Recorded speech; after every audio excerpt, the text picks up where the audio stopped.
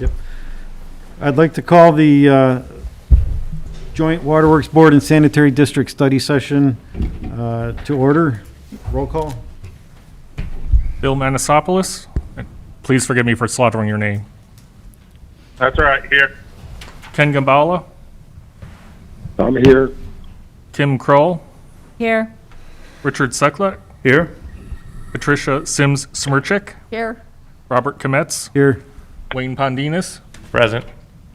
And Beth Hernandez. Present. Okay, so moving on to bullet point number 3, Eric Walsh, Baker Tilly. This is an information session, study session to ask questions and learn about some of the ways we're going to fund these improvements. So if you want to get started.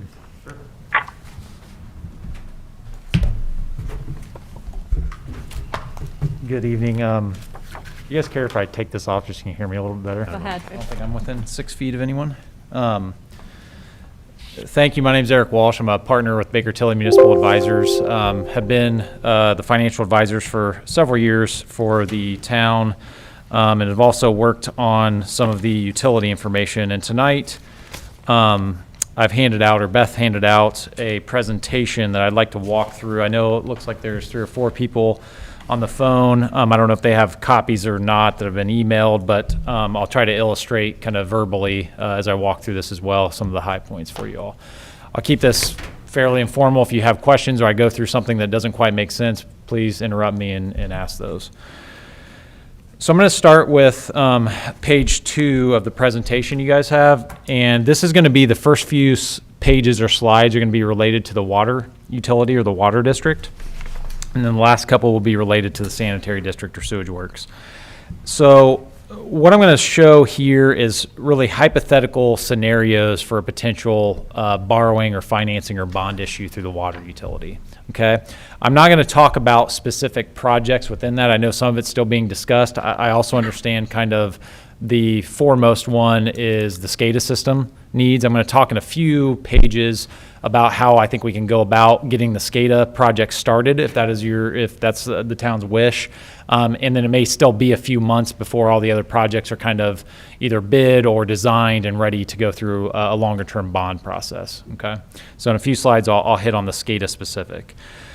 But in this scenario 1 is, you'll see on the first line, total project cost, an assumption of $3 million of borrowing, 2, $5 million, scenario 3, $7 million. I know, like I referred to earlier, I know folks on the town management side are working through what all do we need done in terms of main replacement, extension, SCADA, so on and so forth, wells, what projects are out there. So I wanted to give you kind of a broad strokes example of what if we borrow as little as $3 million, what if we borrow as much as $7 million, what impact does that look like to us, okay?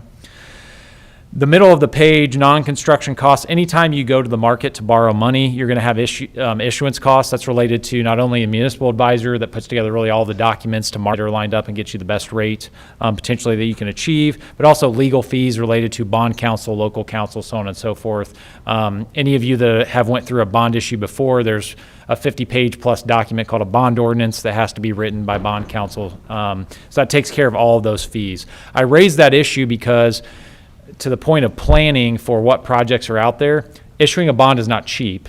It's an expensive process. You don't want to issue a bond and then find out a year later, oh, I wish we would have issued it for more because we missed these 3 or 4 projects that were hanging out there. So some planning on the front end to make sure that you don't have to issue a bond, every year or something like that, that you kind of catch everything that's coming down the pipe for the next couple of years, saves you some money in the long run. The other piece in the middle of that page is a deposit to the debt service reserve fund. You'll see that's several $100,000. You're probably familiar if you've looked at your fund balances, and there's several funds related to both utilities, but there's one in particular that's called a sinking fund or a debt service reserve. And what that is when you borrow money from the market, those bond holders want some level of safety that, okay, if we have a pandemic, so to speak, and people don't pay all of their utility bills, there's some money sitting there that we know we're going to get our bond payments made. That's what a reserve is. And a typical debt service reserve for a utility bond is equal to 1 year's payment on those bonds, okay? Now, there's really 2 options you have when you fund that reserve. You can fund it from your from your ratepayers' monthly bills over a 5-year process or 5-year period, or you can borrow money out of the original bond issue and fund that. In this case, I'm saying, or I'm suggesting, we would borrow money in the bond issue and just fully fund it on day one. So Beth doesn't have to make monthly transfers for 5 years, and that frees up your utility rates for everything else you want to do. Okay? In today's interest rate market, where you're seeing rates, in the 2% range over a 15, 20-year period, it really makes sense to leverage that and borrow the money on the front end. It's not costing you really much in interest, and it's saving you money in the long term. So that's why we build that in as well.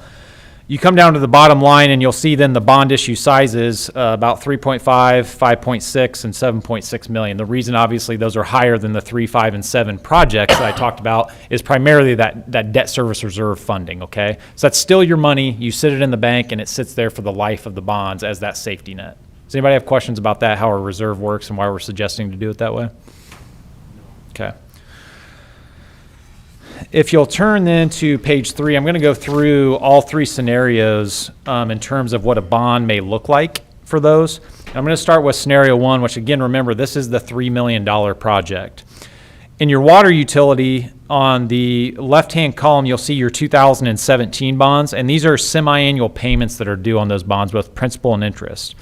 And what I want you to notice in that column is for the next 4.5 payments, that's approximately 2.5 years, your payments are about $320,000 every 6 months, okay, in the water. So that's what your rates have to support. You also have a tax-supported fund in both the water district and the sanitary district. That has nothing to do with your bond payments, okay? This is 100% funded from the rate, the monthly bills that go out for your water rates, okay? Eric, can you just, that brings me to a point. When he talks about the tax-supported fund, that's 265 for you. That's your sanitary district money. When he's talking about the rate-supported fund, you're generally talking about Fund 606, your utility side, just so that you see the difference there. Sorry, I don't mean to interrupt. No, that's a good point, Beth. And just to underscore that fact, take the tax fund off the 265 and 266 is the water version. We're not really talking about that right now. I'll come back to it in a minute. That has nothing to do with your debt, though. That's really just for some operational costs and has its own budget related to that fund, okay? So if you go back to the 2017 bonds column, the every 6-month payments every February and every August, after you get out to August of 2023, you'll notice that drops dramatically. It goes from $300,000 plus every 6 months down to about $70,000 every 6 months. The 2017 bonds, I'm not 100% sure why they were issued that way. We weren't the municipal advisor. I'm sure there was a reason behind that. But that really gives you an opportunity that you're going to see a reduction in your cost here in about 2.5 years from a debt service front. If you go to the next column over, your 2021 bonds, what you'll notice is we're structuring or proposing to structure those bonds around that fall off and the other debt. That's what you call a wrap structure. Okay, so we're wrapping the new bonds around your old bonds to level the every 6-month payments. Okay, and if you look out to the far right column, you'll notice that's the annual payment between both bonds combined. It comes out to about $680,000 roughly every year. That's the annual amount. So a couple of highlights, and I know first time you're seeing this, so please ask questions if there's anything confusing. But if you go back to the 2021 bonds column, and you go down to the very bottom, you would be borrowing $3 million, wrapping it around the already outstanding debt, and in essence extending your bond payments 6 months at the end. You'd be debt-free, assuming you'd issue no more debt in the next 8 years. This only adds 6 months to your repayment schedule. Does that make sense to everyone? Mm-hmm. And again, that's the $3 million project. So now let's go to page 4, and I'm going to show you the $5 million scenario. So where I want to start here is if you go out to the far right column, remember that's your annual cost, so combining both 6-month payments from each year. What I want you to notice here is other than the 2022 year that's a little bit higher, every other year down in the right-hand column is about the same, that $670,000, $680,000 that you just saw on the previous page, okay? So again, that's your annual cost, so your rates have to support that payment. The way we're keeping, because the question probably is, well, we're borrowing $2 million more, I would expect our costs to be higher. What we're doing is extending the repayment in that middle column of the 2021 bonds. So maybe flip back and forth between page 3 and 4 and kind of look at the difference where the annual cost is still the same. From a rate-making standpoint, water and sewer rates, your rates have to be supportive of your annual fees. Annual costs is what we're looking at. So we're keeping that the same regardless of if you borrow 3 or you borrow 5. We're just adding more years onto the repayment of the debt to keep that level. So instead of in the $3 million option where it only adds 6 months to your current debt structure, this would add about 4.5 years to your current debt structure on the back end. Okay. And then finally, if you went to borrow $7 million, I do the same exact thing. We just extend it out further. We keep the payment so the annual cost doesn't change. Your rates don't have to be any higher to support this. It's just you have debts outstanding for a longer period of time. And in this case, in the middle column, you'd be adding about 8.5 years total from your current debt structure to be able to borrow $7 million. So I want to hit that point home as the town goes through the decisions on what do we include in the bond, what do we need to get done, and before we even start really talking the SCADA issue, whether you borrow $3 million, $5 million, $7 million, we really can make the rate impact in terms of, because should have led this off, obviously, and I said this several months ago, I know when I spoke with the council, to support a debt issue, you need a rate adjustment regardless of what you borrow, and I'm going to go through that in a little bit. But the rate adjustment really doesn't change because of your debt structure, whether you borrow less or you borrow more. It's just how long your debt is outstanding for is what's going to change. Now, you could conversely say, well, what if we want to borrow $5 million, but we don't want to add any debt to the end? We want to keep the same repayment structure as the $3 million. Well, then you start talking higher rate increase, right? Because now you're pushing more payments back up, and you're going to have to pay more every year versus just extending the life of the bond issue and keeping it the same every year in terms of annual cost. It's not uncommon in all three of these scenarios. Even the $7 million, the bond is still only about a 16-year bond. Not uncommon, very common in the utility industry, and we issue bonds all over the Midwest and all over the state of Indiana. 20 years is really usually how long you see a utility bond go out for, because usually the assets you're financing have a useful life of 30 years plus. So there would be no issue marketing these bonds, whether it's the short period ones or it's the 16 period ones here.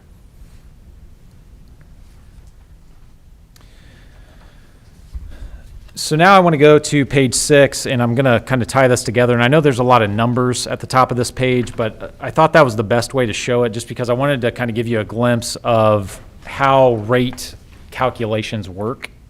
So I want to start at the top of the page here, and then I'm going to talk in the bottom, the SCADA project specifically.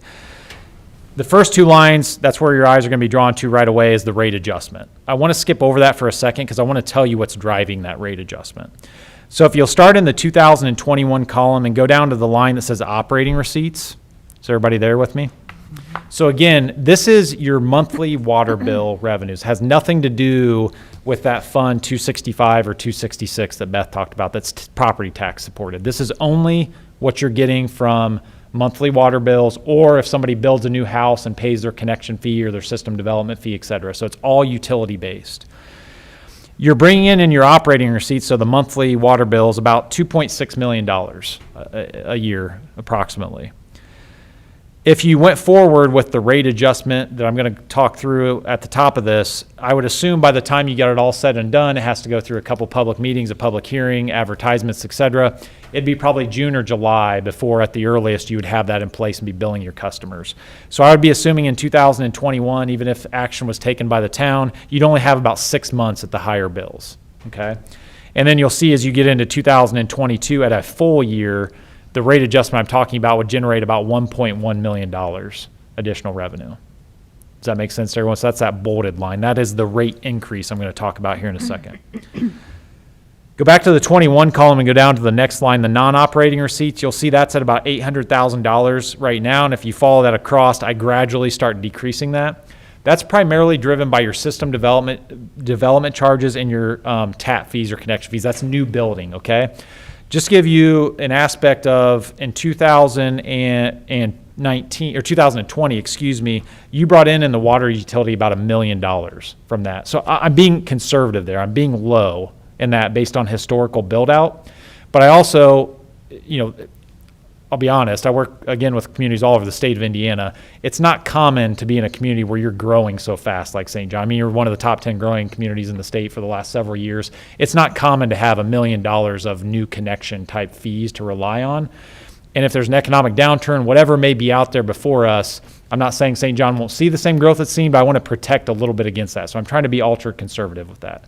And the bond market will look at it the same way. The bond market will say, your water bills you send out every month, yeah, you're going to get paid more than likely. We can rely on that. They're going to look at that new building growth and say, historically, you've had $1 million, 800, 900,000, but that's not really as reliable because all that it takes is another 2008, 2009, 2010, and maybe that gets cut in half in a future year. So the bond market looks at that as a little risky. So I want to be conservative there as well. And the next line down, the sewer loan repayment, I think you're all familiar with. Historically, the water utility had loaned some money to the sewage works and they were paying that back. Under state provision, you have to pay those back within a 5-year period. The 5 years was going to run up, so we had that loan kind of redone. So you have another 5 years now for sewer to pay water back.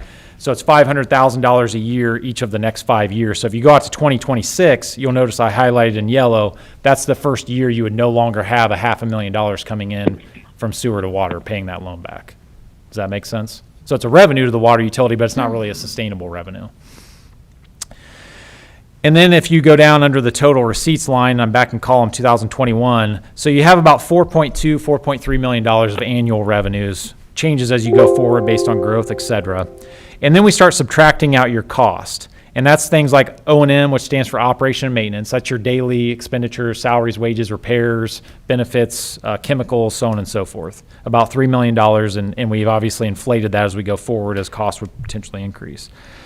We also have a line, and this was left in here from this summer when we had gone through some information with the council. There was some new hires on the town side that some of that salary and wage cost gets split to the utilities just like your other personnel. I'm not sure how many of those have been done, if any, but we did leave that in there as a build-in just so we were being conservative once again in terms of cost. And then the next line, the debt, comes right off of those schedules I showed you earlier, where it's about $690,000 per year. So this is to support those debt payments. A payment in lieu of tax, which is some transfers that go from your utility funds into the town side on an annual basis. That's another operating cost of the utility. And that's something we talked about with the town council when we went through the 5-year plans and suggested be instituted as well. And then finally, capital, the very last line, $400,000 a year. That is other projects besides what you would bond for. So whether you go $3 million, $5 million, $7 million, or anywhere in between, you're going to have normal capital expenditures outside of that, whether it's a main that breaks and you want to go out and replace it, or it's a capital project you didn't think about, or it's rolling stock, vehicles, equipment that you're replacing. And the $400,000, Bob, was really, I think from a while ago we talked about, it's kind of just a ballpark of where things fell in. But that's a normal annual cost outside of the bond projects, okay? And then you come down to the last line, your change in cash and investments. You'll notice some years quite healthy, but it's a little bit misleading. And the reason I wanted to take you all the way to 2026 is because you'll notice in 2026, even with the rate adjustment I'm talking about, you'd start to likely see negative cash flows again because now the $500,000 a year payment from sewer is no longer there. Does that make sense? That's why I wanted to show you all the way out to 26. So now let's go back and talk about the rate adjustment that's built into that. I've suggested, and we have a little bit of wiggle room here, not as much as in sewer, because in water we're talking about issuing the debt in water, the bond in water, and the market will require you to have rates at a certain level before they'll loan you the money. So in water, you're going to have to be a little bit more stringent than in sewer in terms of what flexibility you would have with a rate adjustment.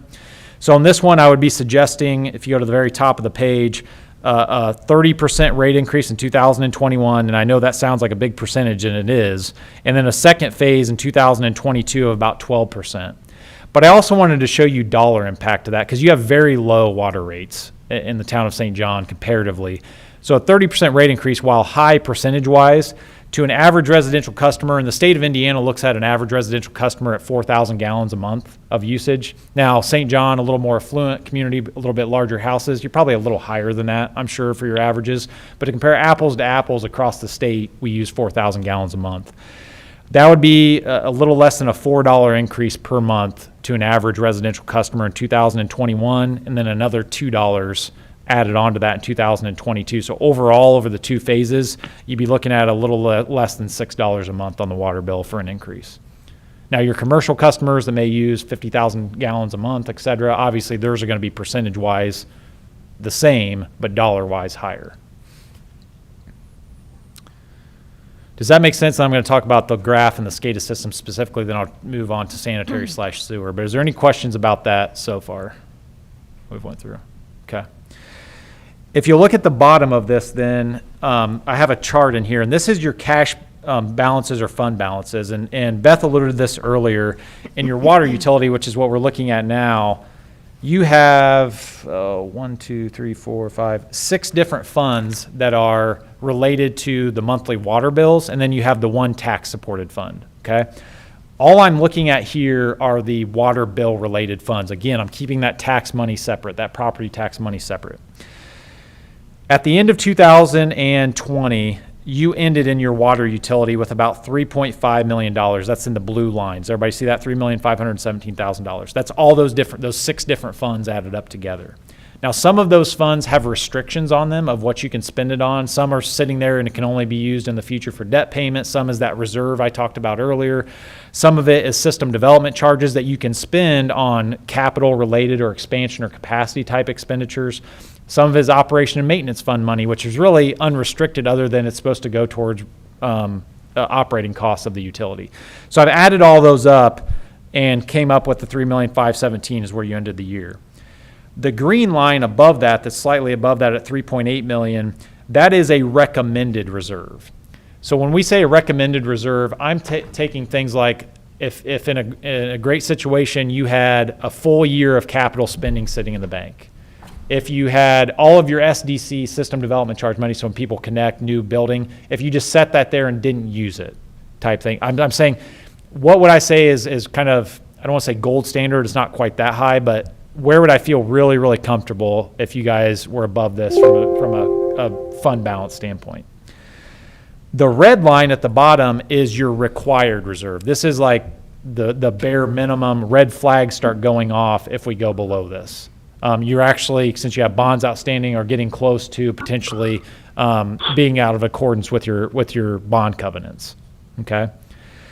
So what you'll notice is under this plan, assuming the rate adjustment was adopted, you would trend just below that recommended reserve line, and then about 2022, 2023 timeframe would actually cross above it, be above the recommended reserves and stay that way all the way to 2026, where you'd start to come down because the sewer loan repayments are no longer there.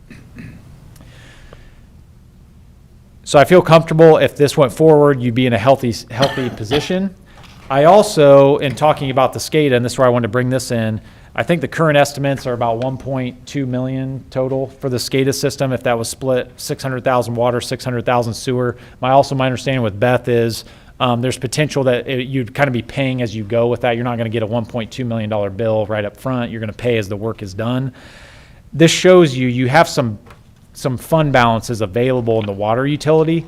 You could pay some of those bills as they come in. But what I would recommend is before you go down that path, and this can be done very quickly, is that the town council adopts what's called a reimbursement resolution. And what that says is we're going to do this project, but we anticipate issuing a water bond in a couple of months. So all these bills that we're going to pay to the contractor for the SCADA system, when we issue, and we can start paying them next month if we need to, in 3 months when we issue a bond, we're going to actually borrow money to repay ourselves and replenish our cash balances for that.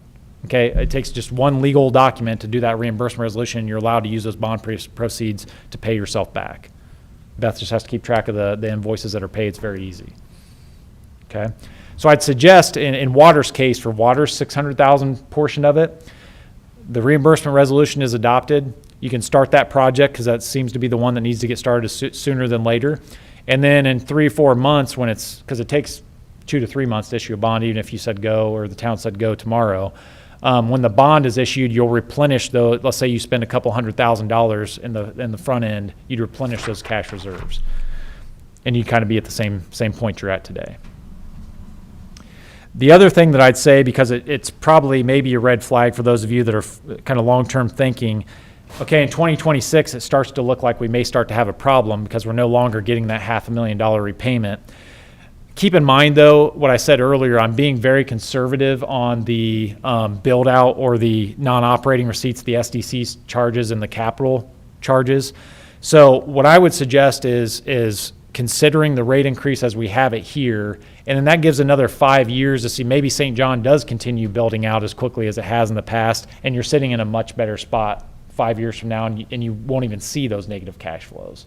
I wouldn't try to solve the 2026 problem, though, in 2021. You've got healthy enough cash that you can kind of solve that problem a few years down the road. Any questions on water before I move forward? That's the one that obviously the bond would be related to and why the rate adjustment would be needed to support it. Okay. Sanitary or sewer will be a little bit quick. Is that somebody? Yeah, you know what? This is Bill from the Water Board. I somehow lost documents just now as I was on my tablet, and I was wondering if someone can re-email them because my tablet just zooted out and I can't find them on my email now. Yeah. Make sure you Is saw it possible? Yeah, I'll look. Okay. Bill, I'll try to look them up now and send them to you. Okay, thanks, Beth. You're welcome. So sanitary or sewage only has a couple of pages, and I'm going to start on page 7. We're not talking about issuing debt and sewage. There's not as many projects in the kind of forefront here with all the water main replacement things going on in water, but there still is that $600,000 of SCADA on the sewage work side as well. But if you look at page 7, this is a snapshot of all the current debt in the sewage works or sanitary district. So you have some bonds back from 2012, 2016, some payments that you make to Sherrillville every year, and then that temporary loan in the second from right column, the $500,000 a year that you owe to the water utility. This is an annual snapshot. You do have payments every 6 months, and some of these you have payments every month, but I just showed it on an annual basis. So if you go over to the far right column, annually right now you're paying about $1.1 million between all 5 of these debts, okay? But I highlighted in yellow, again, 2026 kind of becomes that magic number. In 2026, those costs go down to $374,000, and then the year after that, it goes down to just over $100,000. So again, about 5 years from now, it's just the reversal of what you saw in water. Sewage is going to have some pretty significant relief in terms of debt rolling off, okay? And again, these are all paid from the monthly sewer bills. This is not paid from your property tax fund. Your fund's $265, okay? So now flip the page to page 8, and you're going to see the same kind of chart and numbers that you saw in the water utility. And again, I'm going to start at the top, about 3 lines down, operating receipts, and I'm just going to go down the 2021 once again. I'm not going to hit every number because it's structured the same way. But we start with your current receipts, just under about $3 million a year. That's the monthly bills. The rate adjustment we're talking about, we're actually talking here about a 3-phase type rate adjustment in sewer versus the 2 in water. That's because we have a little bit more time in sewer because we're not talking about issuing debt like we are in water. So as you see that phase in, you see that bolded line start to get higher through 2023. Then again, you have the non-operating receipts in sewer. In sewer, you have primarily, again, the system development charges. That's the money when a new house is built or a new development is done, and they pay that, and the town keeps that portion. You also have a capacity fee in sewer that's collected and then used as you purchase more capacity from Sherrillville with those funds. So it's really a combination of those two. I'm showing $1 million if you follow that line across in 21, 22, and then again gradually backing it down for the same reason I talked about in water. For a historical reference, in 2020, you brought in about $1.2 million between those. So again, I feel like I'm being conservative with these, but I don't have a crystal ball what's going to happen the next 5 years in terms of the building of new homes. If you follow that on down, then once again, we subtract out your operating cost, your debt. It's just a larger number than water, but if you look at the debt line and follow it across, it's about $1 million or $1.1 million a year. But as you get to 2026, I highlighted again that big drop in the sanitary. And then again, we have some allowance for capital expenditures, about $300,000 per year. That would be over and above, any project related, or the SCADA is not included in there. If you'll go down to the bottom, though, and I'll come back and talk about the rate adjustment, sanitary is a little bit of a different conversation than the water utility. The green line, once again, kind of shows that target that we'd want to be at. The blue line shows, though, at year-end 21, you actually were above the recommended reserves. You had about $4.8 million in there. Actually, Beth, if you look at your numbers, you're a little bit higher than that, but it's because the one bond payment that's due January 1 hadn't got paid on January 1, so I normalized for that. That's why I won't tie exactly to your records. So you had about $4.8 million between all of your funds, not the property tax funds. The target would be about 4.5, so you're above it, and the floor would be that red line at the bottom, about 2.6, so you're plenty ahead of that. But even with the rate adjustment, I'm suggesting in this case, you're going to trend more than likely towards kind of that floor, if you will. I think by the 25, 26 timeframe, you're going to be pretty close to that floor. The reason I didn't suggest a higher rate adjustment is because I was trying to stay in that $10 to $12 between both of them combined kind of target. That's what we talked about this summer, was around $10. So I was trying to stay close to that. And again, I'm being conservative on your build out. You guys may continue building out the way you are now and have $1 million or $1.2 million every year for the next 3 or 4 years. Obviously that adds to your revenue and would keep your cash balances higher than what I'm showing here. The target, though, is if we can get to 26 and 27, your debt payments drop off by almost $1 million. And then you're going to have all kinds of positive cash flow, more than likely at that point. So again, I wouldn't try to solve the whole 26 problem.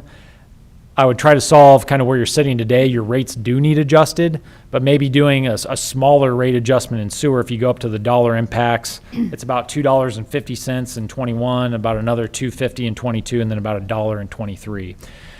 If the council, and the boards have heartburn kind of seeing that projection and getting, in my opinion, pretty close 3 years from now in 24 to kind of that floor, you could adjust your rates a little bit higher, maybe another $1 or $2 on the back end is going to generate some additional money that would help offset that. But again, that catch-all is I'm being very conservative on your build out. So if you continue growing the way you are, you won't even see kind of that red line come into the picture even 3 or 4 years out. Again, the same question, the SCADA and sewer, you don't have a bond, so it's $600,000 of SCADA work. As I talked about in this scenario, we have $300,000 sitting there per year in the rate structure that could go to support that, kind of as a pay-as-you-go as the bills come in. We also have sitting in that system development charge fund in wastewater, you have about $1.6 million sitting there. Now, I talked to Beth right before the meeting. The system development charge, again, that's what when people build a new house, they pay to the city, is connecting into your system and buying that capacity. Typically, those funds are to be used for additional capacity, additional expansion, or capital-related projects. I would want to talk, obviously, with the town's attorney as well as with bond counsel, who you guys have used in the past, and just make sure they'd be comfortable using that. But I've seen that $1.6 million that's sitting there be used for SCADA-type projects in the past. So I know the question has come up, okay, where would this money come from in sewer? In water, it's coming from a bond issue. Where would it come from in sewer or sanitary? I'd look at that $1.6 million first.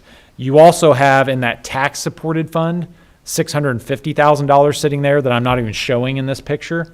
Now that has to go through the state budget cycle. So if you wanted to use some of that, you still could, but it would take Beth having to do an additional appropriation to be able to spend that money. Not a terribly difficult process, but it is a little bit more paperwork. But you have another $650,000 in cash sitting there as well. So you do have the funds, just to answer the question. I feel comfortable today you do have the funds in sewer to do the $600,000 if you need to. Eric, I have a question. 2026, you're showing the debt service down almost $700,000. Yep. You're showing the debt service down almost $700,000. We're still showing our ending cash balance right near the minimum reserve line. So it's continuing to fall, even though, I mean, it came up 160,000. Yep. But, had we still had that debt, it would have fallen well below that minimum. Exactly. And the reason those lines, because I think you're looking at the comparison from 2025 to 2026 of the red and blue line, why is there not a bigger gap there? Is because when the debt goes away, the reserve related to that debt also goes away. So actually your reserve requirements kind of just stay right in line with your cash balances in that case.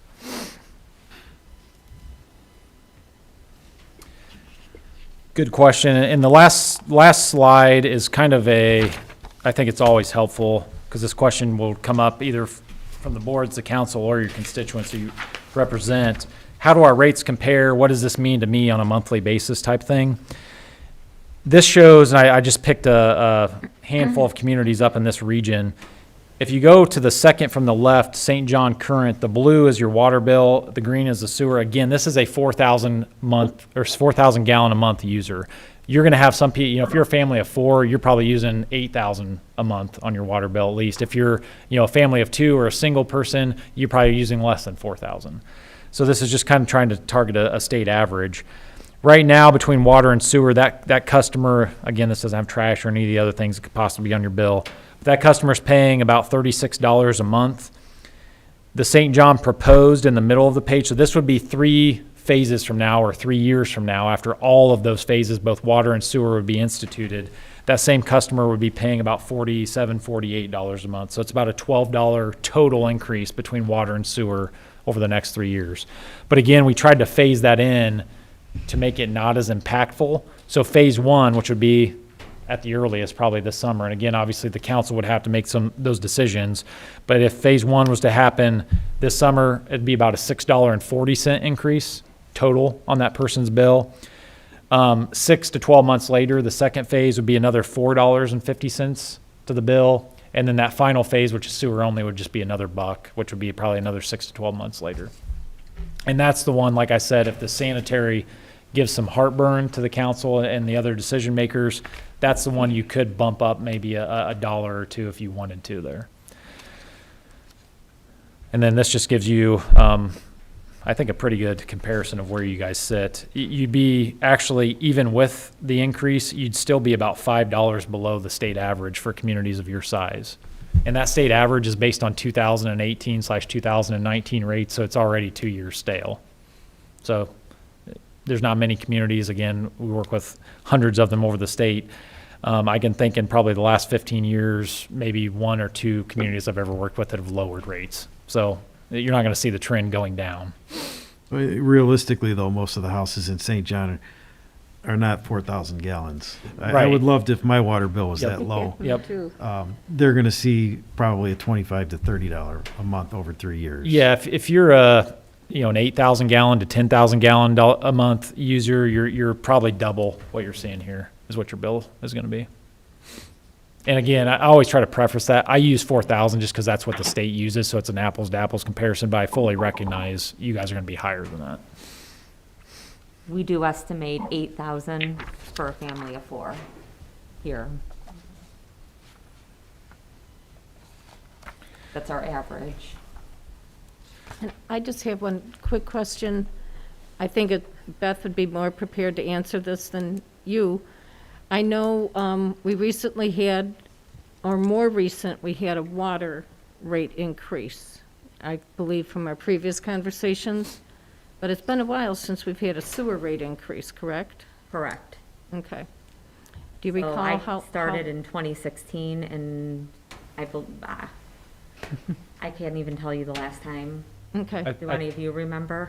I think 2000, I don't remember which one it was, but I was looking back through some old ordinance. One of them was 2006, I think was the last So time. that had to be sewer. been Yeah, I know. 14 Because years. 16 was, I'm sorry, water. Okay. We did the water increase in 16 for the capacity buy-in, that whole Right. Cherville project. So now that we're in 21, it's been numerous years Yes. on both sides. You're past due on a sewer increase. Yeah, I mean, the residents are gonna be upset no matter what, but we can justify this, so. Okay.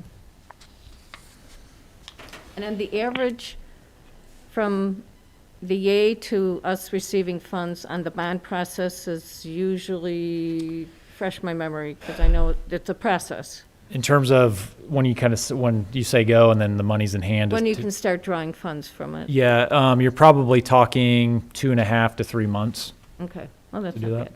It could be a little bit faster. The size of, anytime you're really about $2 million or above, which I'm pretty sure you're going to be in obviously in any of these scenarios, we'd suggest you get a rating on the bonds from either Standard & Poor's or Moody's or Fitch. That can take a couple of weeks added to the process, but it's going to lower your interest rate. So I've assumed Get us that. another audit again. When was your last? We just had it. Yeah, you're fine. You just have to have an audit in the last 2 years. Right, So you're good. okay. Yep. Thank you. What specifically I just want would, oh, I'm sorry. I'll let, This is Ken. I just want to clarify something here. Maybe I'm missing it. But as far as the Sanitary Board and the Waterworks District Board, we would be looking at the vendor and doing the SCADA system. And as far as motion to approve, water rate increases and bond issues are council level actions, correct? So we wouldn't be looking at making recommendations on size of bond or size of water increases at this level. That has to be done by elected officials. You want me to answer that? sure. Yeah, I didn't catch the name, but yeah, you're exactly right. For the final approval on both the bond ordinance, which gives you the authority to borrow debt, as well as the rate adjustment and who conducts the public hearing and adoption of that, is both the elected body, which is the council. Okay. And I don't know. So what I'm saying is we don't get hung up, these boards don't get hung up on what size bond to go and vote on or something like that. Basically, that's a council issue. We would be looking at recommending the equipment and what the projects are. And then, not to get off on a tangent here, but then if you're going to buy something, first you find out how much it is and then go to the bank. We right now don't have a definitive list of all the projects, what the costs are. So that would take time. The Haas and Associates or someone to put together a water main extension, this, that, and the other thing, including on top of the SCADA, if they're talking about putting a bond issue together for all of the water projects. We need 2 wells, water extensions for the wells, so forth and so on. I guess what I'm going for with this is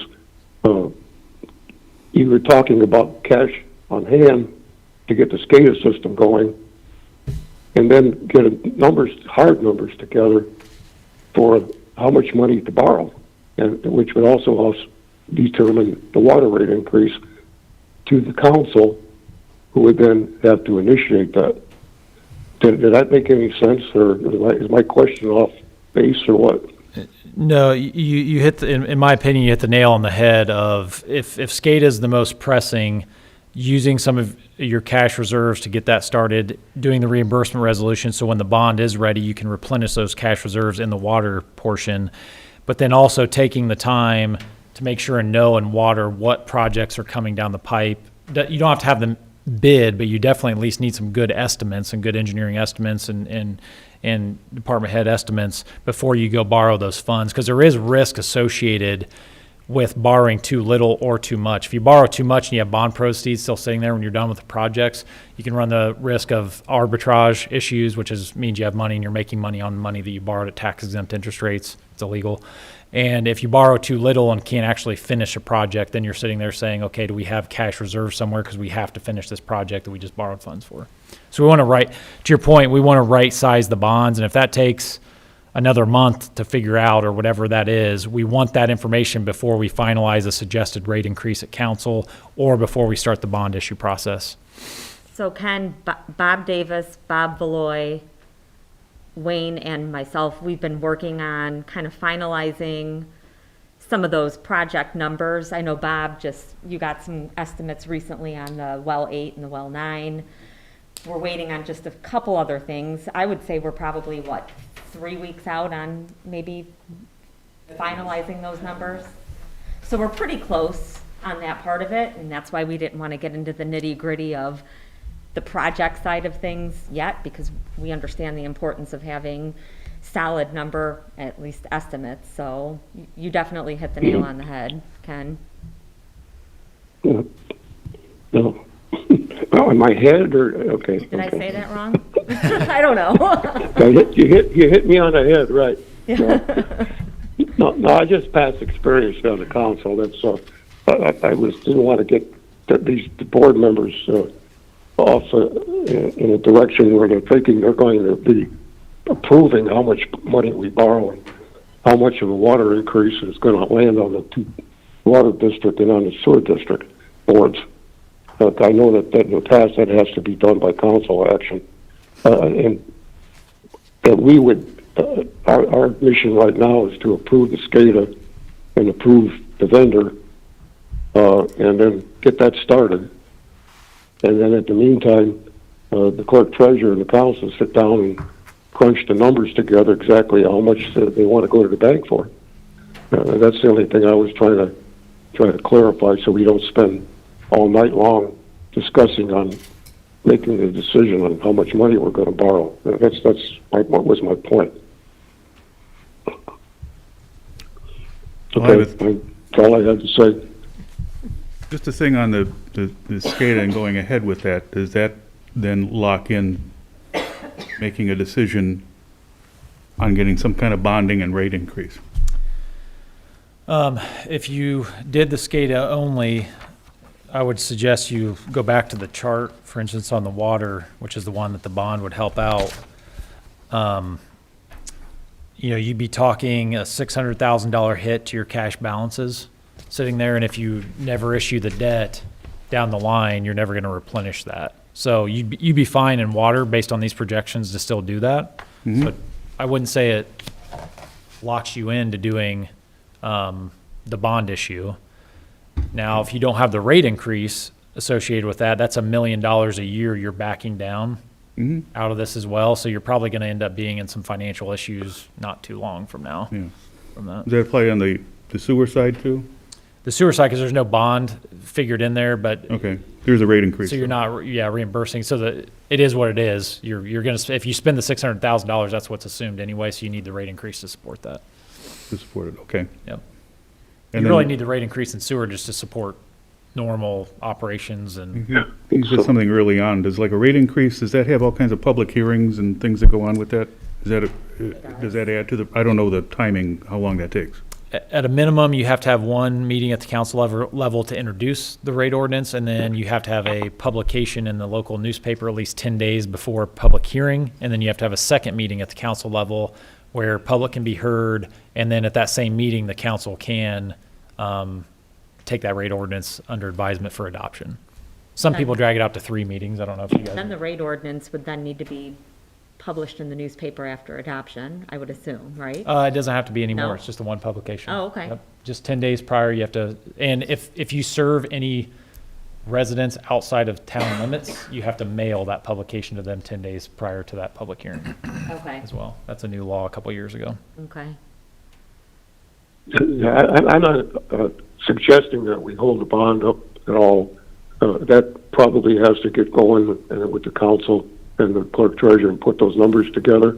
It's obvious that that's going to be necessary in a rate increase, but what I'm saying is that right now to get the SCADA going, if we got enough on hand to at least, as you said, make payments, and in the meantime, in the background, have the bond issue put together and then decide for the council exactly how much that's going to be for all those projects.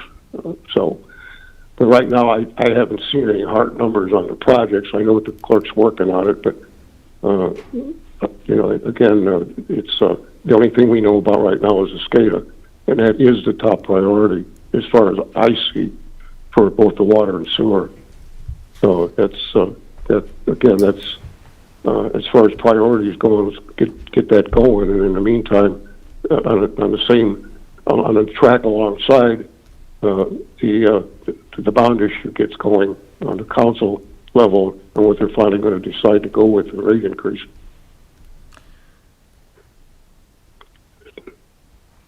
I'm done. So Eric, on the water side, if we would consider using the wastewater system development to fund the 600,000 on the wastewater side, could we do the same on the water? Yeah, because you have, I think, a pretty good balance there. Yeah, we have a good to- balance there. You've got about 2 million. Yeah, and I think you'd be okay to do that. I'd talk, and I'm happy to get on the phone with you. I think we should talk to a local attorney and then also talk to Phil about that, just to make sure there's no, probably the best thing would be if we can find that original ordinance that created those system development charges. Okay. Sometimes that ordinance will state a specific restriction. Okay. But again, usually if there is a restriction, it's just capacity or related growth, which the SCADA system obviously allows you to grow and have additional capacity infrastructure, so I think it would qualify. But still, I think if we did this, if we paid as we go on the SCADA system, so similar to, this is how I look at it, like we do a road project, we pay in phases. If we do the SCADA system with that same approach and we pay in phases, while that bond ordinance, like Ken mentioned, is kind of, or the bond issuance is working in the background, I think we can start with the 600,000 from wastewater to make the first set of payments, and then hopefully over time, that bond issuance will come into play, and then we can do the second half out of water, if that makes sense. That's kind of Yes. my original thought, just to get it moving, because it is, the projects, kind of needs to get rolling. Yeah, we can't afford to wait any longer on the SCADA system. Just plain and No, simple. no, we can't hold it up for other project numbers to come together and then a bond and so forth, to find out how much they're gonna borrow. If we can get the SCADA at least going and make the payments, that sounds like the right idea. And when's the next council meeting? Actually, next Wednesday. I don't know if you want to, or it could even go to the one after that, but we may want to talk to Phil Facinda, who you guys have used as bond counsel in the past, and see if he can get a reimbursement resolution. That's what I was wondering, so they could do that now. It's no harm, even if you decide not to do something, you at least have it there, and it would be good for that project. And that's just then, to make sure I understand that correctly, that's just ensuring then when we receive the bond, we can pay ourselves back for, okay. Yeah, that would make sense. Is there a time limit on it? In terms of, once it's adopted, how long is it good for? I think there is, but it's, I think. Long range? Yeah, it's more than a number of months. So, Okay. yeah, you'd be fine from this standpoint. Bob, do you have any idea how long it would take for this whole SCADA project from start to finish? Depends on who we choose, I would say. I would say a year is a safe from start to finish. Only because we're coming into the summer months eventually, spring, summer, and we really don't want to start messing around with the SCADA equipment in the Busy treatment month. plants and distribution system. Wastewaters, the lift stations and everything else, we can start with that if need be, depending on when everything gets approved, so.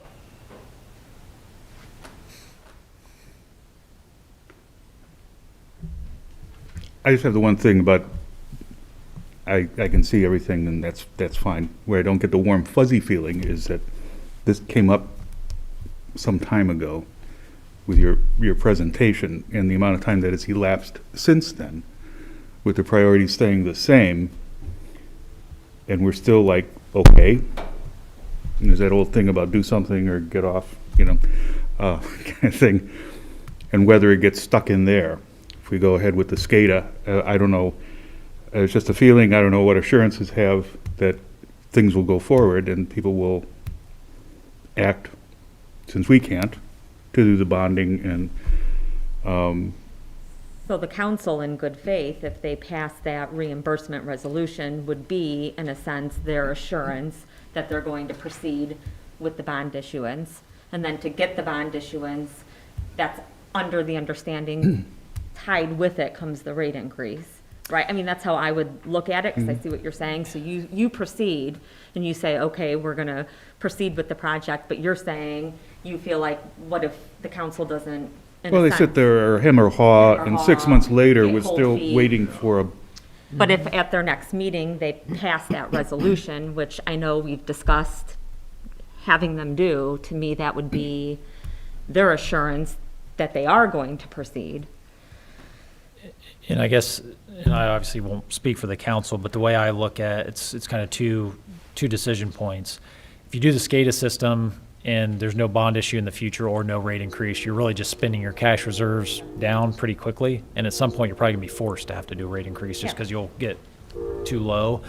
Doesn't mean you have to do the bond issue just because you did the SCADA system. You cannot issue the bonds until there's a rate adjustment, though. The market won't buy those bonds. So really, there's going to be a forced decision on, if we're doing the bond issue, we're going to have to make a decision on the rate adjustment, or we're not doing a bond issue. So Rich, their back's against the wall. Yeah. Sorry, Councilman. No, that's, I'm but I'm looking for the warm fuzzy meetings- feeling Yep. and saying these things, I don't want to get to like some emergency and everybody has to drop everything and ram something through real quick. It's a good way to make mistakes and do things, whatever. If the time is there, we'll then use it and plot it out and get the thing accomplished and go ahead. I can understand people aren't too happy about saying there's going to be rate increases, but, you know, it's like when you go buy gas, do you complain? I mean, it goes up, it goes down, it does whatever. And this is just going along. All those things you mentioned temper that as far as the increase. There hasn't been one for a long time. And everything else, that won't stop people from complaining. Never does. You know, you haven't had an increase, so you're gonna get one now. They don't want it. So I see that, and that was my concern, just to, well, I probably won't get any assurance of that, but not that, you know, it will go ahead. So that was all I really had there, but thank you very much for the explanation. I am, this is Ken again, I'm assuming with all these meetings we've been having with all the town officials, and I don't want to speak for the council, that they want to skate it done, and it will be funded, if that's whatever the bond amount's going to be. I can't imagine that we're going to approve the SCADA and the contractor, and they're not going to want to pay for it. Is that what I'm hearing? Or? Wayne? Yes, Ken. That's what you're hearing. We've been talking about the SCADA system since we were elected, and it's been 2 years, year and a half at least for Lift Station 1. That has no capability of any communications. So we are committed as a town council to get this done. Bob Valois has been very instrumental in helping us. Bob Davis and the other councilmen. We know what has to get done, and that SCADA system, it monitors everything in the town, our lift stations, our plants, our treatment plants. So, yeah, it's a lot of money, but look at what it's monitoring. If you add everything up in the lift stations, in the treatment plants, and the water towers, you're, let's just say $10 million, and that's probably low. That's a lot of money, and it's nice that you can control all that stuff from your cell phone or a laptop. You don't have to have somebody go out there and check it. And we've had communication errors with 3 and 5. Bob Valois has brought that to our attention. I've been working with him and with Bob Davis. Even yesterday and today, we've been talking with Eric. I'm probably add a lot of figures to it that's already there, but we want to make sure that when Eric is doing his calculations, that we're all up to date on everything that has to be done. That's why Eric did a $3 million, $5 million, and $7 million comparison. I don't think we're going to go for $7 million, but he, just out of courtesy, he did an excellent job on his presentation, and that's where we're at. We are committed. Thank you, Ken. Is that your warm, fuzzy Thank you. feeling? You feel A little fuzzy? bit, Okay. yeah. Any other questions? No. No, thank you for explaining this the way you detailed it. Sure. Where it doesn't look like Chinese hieroglyphics. So, Well, I always find, and whether it's talking with the boards or when the public, if a rate increase is in the cards down the future, I think the best way is to make sure and explain all the details to it, and the more people understand it, the more they understand why it's needed. So. and thank you for doing the comparison of all the surrounding towns, too. So Very that's welcome. more for the council, so when they get their concerns from the residents, you can show them. They're gonna come. Thank you all. Thank you. Thank you for Thank coming you. out. Thanks, Eric. Do you think you'll have any more questions for Eric, or? No, not tonight, no. Okay, He wants to go thank home. you. Thank you. Thank you, Eric. Have a safe trip, buddy.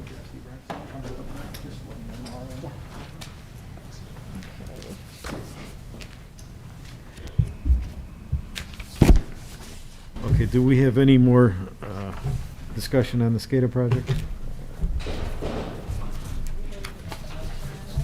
No, I have no more questions on the Nope. SCADA. Ken, Bill, anything Nope. with the SCADA project? No, I think I'm okay with it. All right, then I think we can end the joint study session. Just one question while we're all together. As far as this is now going to move into individual boards, the item of actions on the SCADA, what are we looking at tonight? Again, there was discussions and some questions that came up about vendors. Are all those answers been taken care of? Is there a recommendation? What are we voting on? Or are we going to table that?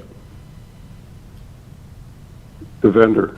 That's my question. There's been numerous discussion on the vendors and who's doing what, apples and oranges thing. We also did invite Gas Voda and Austin Electric to the meeting as requested from the last joint meeting.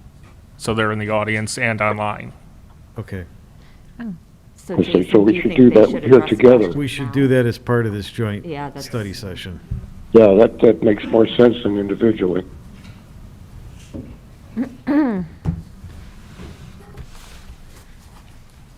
So does anybody have any questions regarding the proposals? I don't. I got. Go ahead. I'm sorry, I didn't mean to jump in. Go ahead. No. Go ahead, Bill. I didn't. As I was looking over a couple of the proposals, the components that are actually going in there are. Could we find out what the vendors are actually using? You know, is it an off-the-wall brand? Is it an industry standard or something like that? Because I didn't see too much detail in it in the proposals of the actual components in the system. And we don't have to get technical. I'm just, So they're here, Bill. Do you want to direct a specific question to either one of them? Gas Voda or Austin? Yeah, I had my questions on my tablet. I dropped my tablet, and I had specifics. But if either one can just let me try to go through my email real quick, and maybe I can find it where I had it, and then let me get back with them. Okay. So if anyone else has something that they want to jump ahead of me, sorry. Rich, do you have any? No, not on the proposals themselves. I think last time we got it down to the two, and it's fine. Kim? I have nothing. No, I don't. No. No, again, we're relying heavily on our expertise of our town officials, our public works people. I'm an engineer, but that stuff is beyond me. I'm just I'm looking at generalities on that, so I can't really ask an educated question on the technical part of it. Again, that's based on recommendation. So, Okay. uh, Patty? I have no, we pretty much covered everything at the last meeting. Okay, I have no questions either. So, at this point, are we going to make a recommendation? I personally would like to move forward with this Yeah. because, given the fact it could take a year beginning to end, I don't think we can wait. since we invited both vendors, I think as a courtesy, maybe they should, if they want to say something. Is there any comments or anything? Not a big presentation, but So, do they have anything to say? Hold on, Ken, they're running up to speak. Okay. Well, I'm sorry. Good evening. My name is Andrew Beeson. I am an employee of Voda and Associates. I'm celebrating my 31st year, February 11th, and I've been involved with a lot of responsibilities with the company in my time. But just to announce that this journey started back in 2015 when we were contacted by Mr. Jason Dravitt to start investigating and talking with him about upgrades to the systems or replacing the system. And from that time to this day, I have provided numerous budget quotations to both Bob Valois and Jason on different platforms of equipment, whether it be licensed radio, unlicensed radio, proprietary software, user-friendly software, and cellular technology. So we still offer those options today, but with me on virtually is Todd Holtz, Vice President of Sales in their Engineered Product Division. And I had him on the line just in case if there was any specific questions that any council member or town official or employee had. But I believe the council member, first name Bill, has a question on the source of the equipment. I'm not sure if you've prepared Yeah. for that, Bill? You know, I was prepared and I had it, and unfortunately, I dropped my iPad as I was Sure. No. as I was trying to get everything together, and I don't have it now. So I'm Okay. trying to That's shoot okay. through my phone as this is going on. I think I did hear that you were interested to see where the equipment was coming from, since it's not a, Basically, that's where I'm at. yes, and Yeah. it's not a nationally branded piece of equipment, but our approach was using a readily available PLC, Programmable Logic Controller. Alan Bradley is pretty much got the world by, has that marketplace. Right. But we came in with Horner Automation. Horner provides PLC controllers and other types of controllers, and they're based out of Indianapolis, Indiana. I have not personally used them before, but Primex has used them in projects such as this, and it's readily available. And per the RFP, you were looking for a PLC-based system that this controller would be user-friendly and have software that was free, non-vendor lock, proprietary, and software that you can download. And per the RFP, our response letter covers that, saying that we do include that and fulfill that need for the RFP. And the company name one more time, please. Horner, Horner Automation. And Okay. with my proposal, Bill, I did include cut sheets on the PLCs, the HMIs, which are the human-machine interfaces, and the radios. And the radios are coming from Integra, no, CalAmp. They're out of Irvine, California.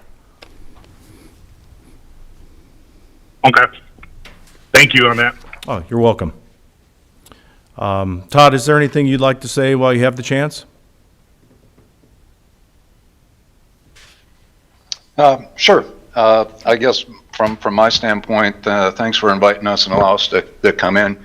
I think Andy pretty much summed up kind of what our hardware platform, that the true reason we went with the Horner platform was from our past experience and based on your request on your RFP having free software. That's the only PLC manufacturer that would meet that requirement.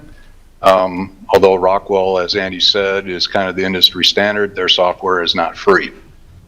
So that's the direction we went. We also stuck with the UHF radio frequency that you currently have, changing out the radios that are now obsolete in your panels as well. So getting you with the latest and greatest industry standard UHF radios, which does allow you to continue to expand your system.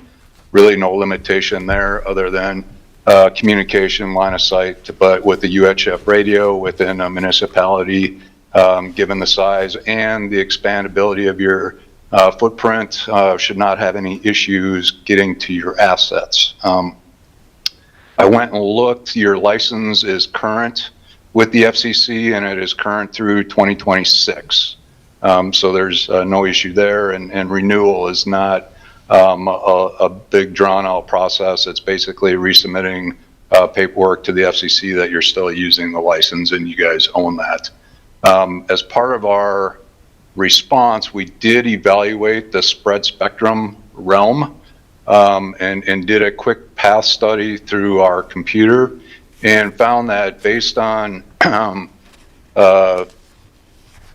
vegetation and everything else, that it was going to be difficult to get a spread spectrum or an unlicensed radio frequency to work in your municipality. So that's why we stuck with what you had, I think, labeled in there, the private radio network. So, and obviously reusing the Wonderware system. You invested a lot of dollars in that software, and it's still a readily available software. You are up to date as far as keeping your support agreement there. So it's really just taking the existing application, putting it on a new machine and retagging and updating graphics to communicate with the new controllers that would be put in. So that's really what I had. So thank you.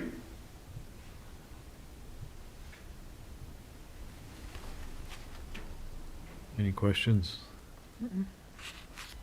Nope. Ken, Bill, any questions? No. No, thank you. Right. Thank you. Thank you for coming You're welcome. out. You're welcome. Thank you. Yeah, just in a nutshell, I'd like to close out by, for the record, yeah, there was quite a spread in the two bids that we're here tonight, Austin Electric and Gasvoda and Associates. But we feel that we followed the RFP requirements to the fullest extent. But we're not talking apples to apples. Obviously, there's a big price difference. The difference comes with their proposal, which I have not seen or heard about, but I can only imagine includes gutting and replacing a lot of major equipment at the well houses, the lift stations, the water plants, or any other site that requires telemetry monitoring. We did not approach it that way. Ours is just replacing the brains of the system and following the RFP, but we can provide a competitive quote if, say, this does get tabled and another RFP or this comes out to bid, an engineered project. We can give better estimates on doing the same. So I just wanted to make that clear. Thank you. Thank you. Thank you. Thank you.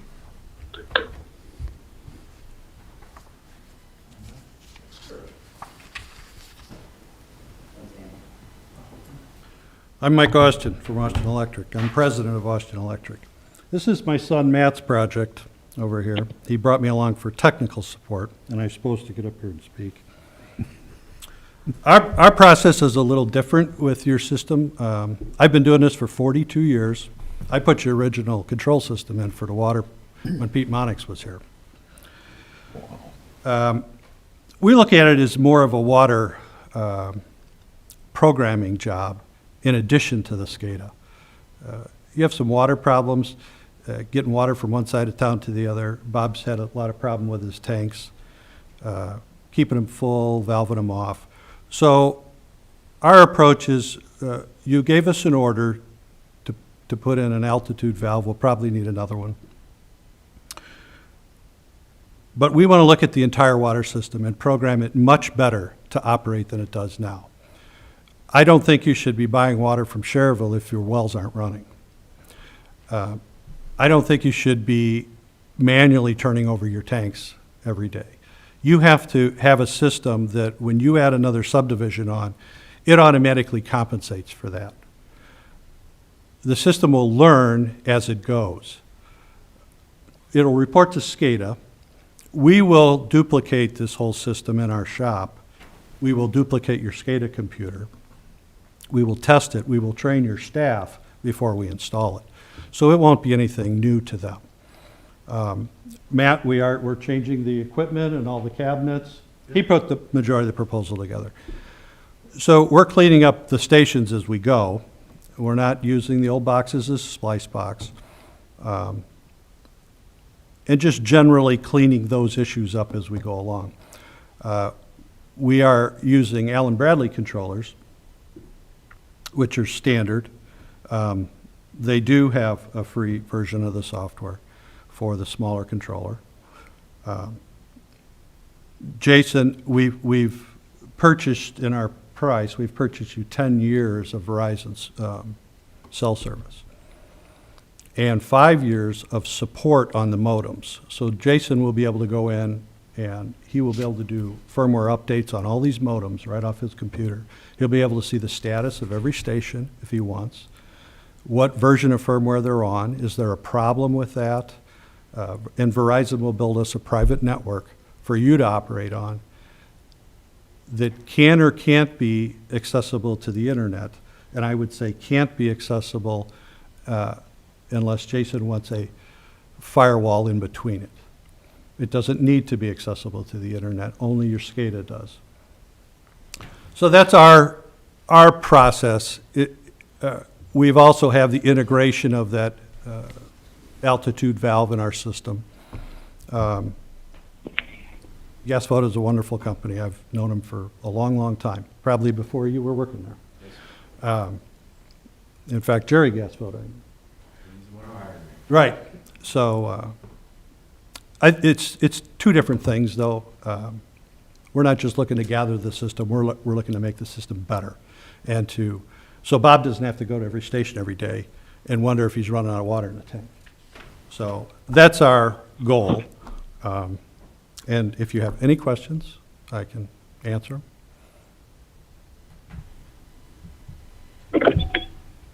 I have a question, but it's not for you. I read over your proposal, and I like what I see and all the detail. My question, with one of the statements you just made about going in and basically fixing everything, that's my question to Craig or Jason. Was that in our original RFP? That's what we wanted done, or is that something that while you were there, you were able to see that needed to be done? Well, when I say fixing everything, I mean taking off the existing SCADA panel, however, one or two of them that are there over the years have been changed. Removing that empty conduit that's on the wall, generally cleaning that up, and supplying a new cabinet, not just an interior, which could be done, but in this case, it's brand new. So that's, what's that? We're rebuilding, right, with new equipment. We're not remanufacturing the station. We're staying within the realm of the SCADA and cleaning it up as we go. Okay. Thank you.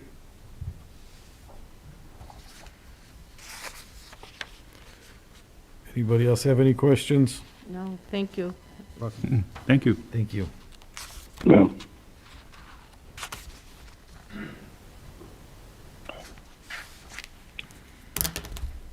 Well,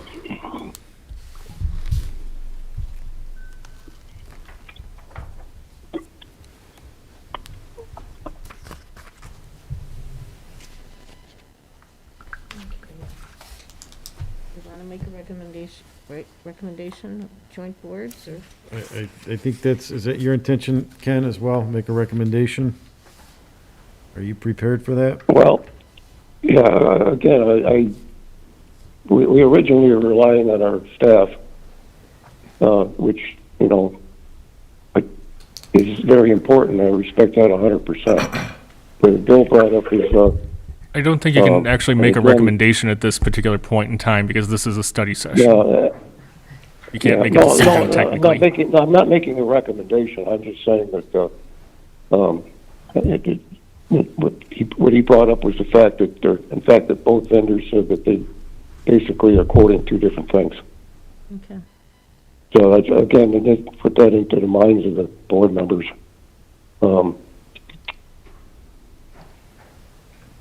That's all I gotta say. All right, well then, with that, I think we can adjourn. Unless anybody has any other questions. Nope. Nope. No.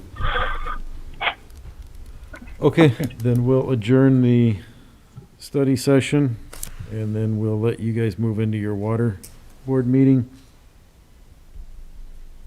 Ken, Okay, thank you. thank you.